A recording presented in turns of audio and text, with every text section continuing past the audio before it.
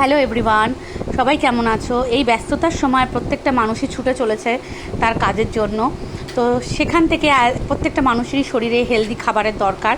আমরা তো ভাত, রুটি, মাছ, মাংস, ডিম প্রত্যেক দিনই খাই, কিন্তু তার সাথে সাথে এই ধরনের একটু প্রোটিন খাবারও আমাদের দরকার প্রতিনিয়ত। যেমন এখানে আমি আজকে একটু চাট টাইপের বানিয়েছি।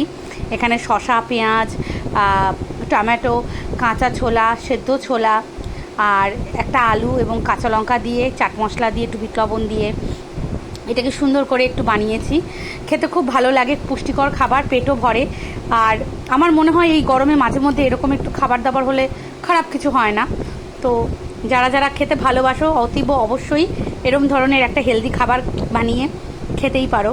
অতীব অবশ্যই এটা সন্ধেবেলাও খাওয়া যায় বা রাত্রিবেলাও খাওয়া যায়। আমি যেমন এটা এখন রাত্রিবেলায় খাচ্ছি। তো প্রচণ্ড ভালো এটা হেলদি ফুড হিসেবে। তো সবাই ভালো থেকো। এই গরমে, প্রচণ্ড গরম, সবাই নিজের শরীরকে হাইড্রেট রেখো এবং যত পারো জল খাও। সবাই সুস্থ থেকো, ভালো থেকো।